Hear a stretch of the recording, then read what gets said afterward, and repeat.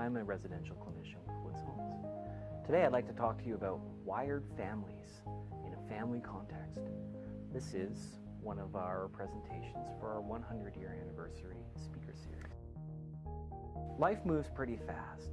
If you don't stop to look around once in a while, you could miss it. This is a quote from my friend Ferris Bueller that some of you may know. The Wired Families presentation deals with young people and their families and the pace of technology. There's a lot happening with technology, and there's a lot of questions that parents may have when they're talking to their young people or approaching the idea of safety, whether it's online, via handheld devices, etc. The Wired Families presentation takes an approach that deals with four main topics: a safety approach, an informational approach, a behavioral approach, and an attachment approach. And there are 5 basic points to each of these approaches.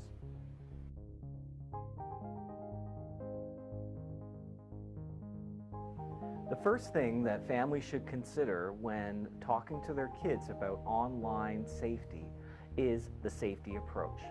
This applies to all ages, and don't assume that age equals less risk. There are 5 points to consider here. Number 1, be wary of online requests for information.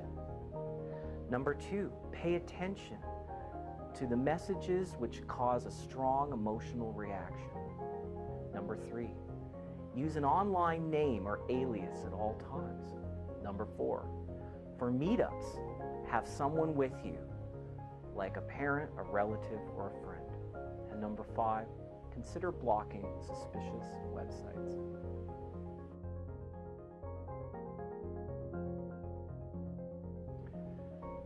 The second element of being informed as a wired family is taking an informational approach. There are 5 points to this. Number 1, take an informed approach versus a reactive approach. Get to know what your young people are doing online so that you can get some sense of what their online presence is and if it's a concern. Number 2, based on an informed approach, focus on controlling what you can control, which may come down to setting clear limits about what's allowed, what websites they're allowed to visit, and being aware of what your children are doing by friending them on social media such as Facebook, Twitter, and other sites.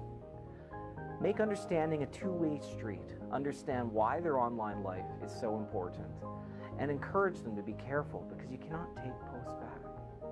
Number 4, keeping them and you safe. Keeping them safe by looking at their reputation. Encourage your children to avoid questionable posts which may reflect badly on them and from being known by possible predators.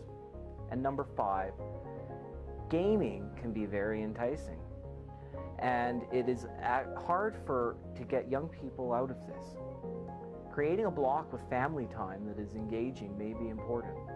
Consider something low-tech, such as a board game, cooking, coffee time, or some dates with your kids. Might be useful.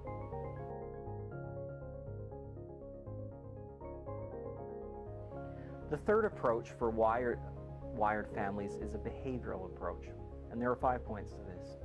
Number 1, define the problem. Too much online could mean that your children are missing opportunities to do homework, staying up with other obligations. Number 2, define the consequence.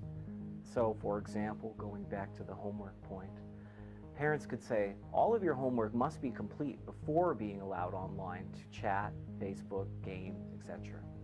Number 3, define the further consequence for not following through on what is expected. For example, you will have to do more chores if the homework is not completed. Number 4, consider limiting the wireless access where you can. Do you have controls in place for your children's computer access or through their phone? And number 5, be ready to set a limit which is defined and make sure you feel you can follow through. If you say that you will take the phone away, do you mean forever? If not, for how long? And how will the child earn the phone back?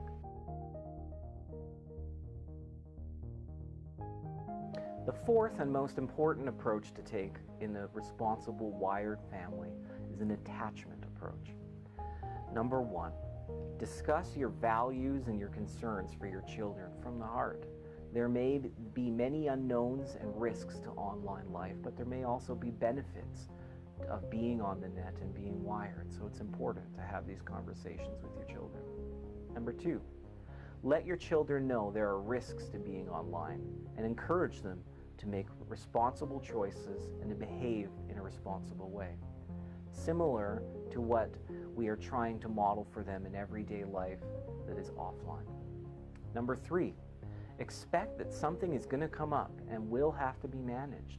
There are things of all kinds for children and teens that may happen to them in online life. Parents are ultimately known for how well they manage a crisis, so try to stay calm. Number 4, stick with your children through behavior you disapprove of and separate the behavior from the relationship with your child. And number 5, seek support for yourself if needed. It is difficult to do it all alone. And there are several resources that are available to parents that give them a lot of tips for safe online life for them and for their children. Thank you for watching. For more information on our 100th anniversary speaker series, please visit woodshomes.ca/speaker series. Thank you.